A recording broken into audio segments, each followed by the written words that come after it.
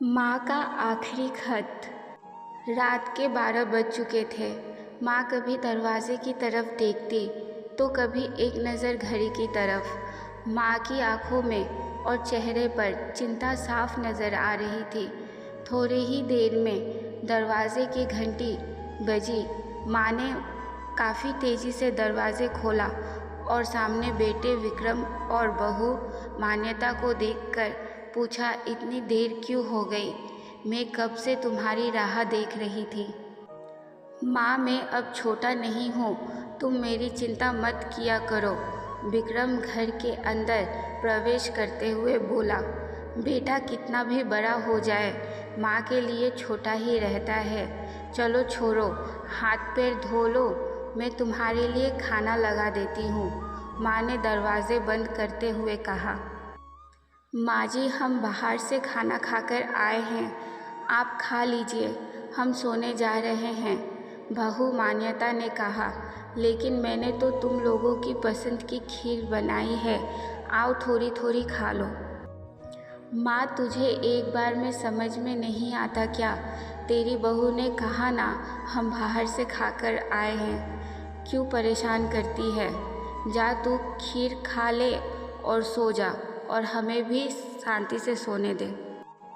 माँ अकेले कैसे खीर खा सकती थी और उसे बिना खिलाए कैसे नींद आ सकती थी, क्योंकि बेटे के इंतज़ार में उसने भी कुछ नहीं खाया था। वो किचन में गई, एक गिलास पानी पिया और अपने रूम में चली गई। सुबह 10 बजे विक्रम की आंखें खुली। बाजू में मान्यता अभी भी सो रही थी। विक्रम हॉल में आया तो लैपटॉप के पास रखी एक चिट्ठी पर उसकी नज़र पड़ी।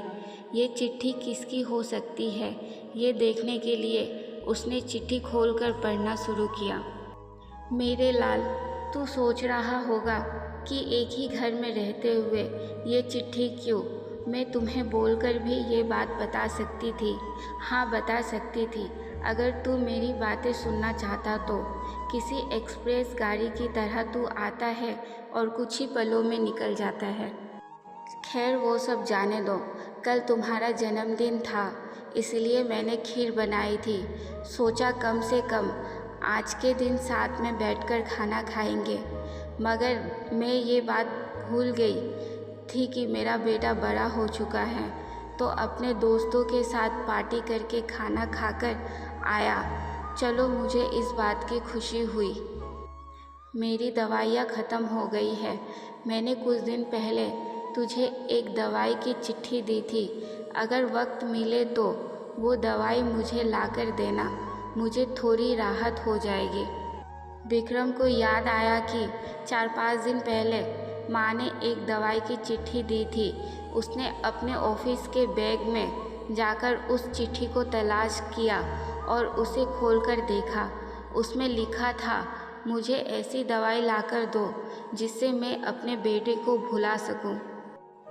विक्रम को रियलाइज़ हुआ कि मुझसे कितनी बड़ी गलती हो गई। उसकी आंखें नम हो गई। वो तुरंत अपने माँ के कमरे की तरफ दौड़ा।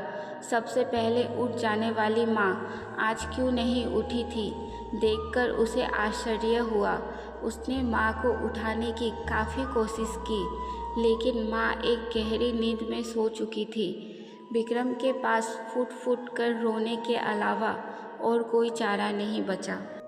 दोस्तों, ये कहने की ज़रूरत नहीं है कि माँ बाप जीवन के कितने मूल्यवान हैं। उनके रहते हुए ही उनकी सेवा करो, उनसे प्यार करो।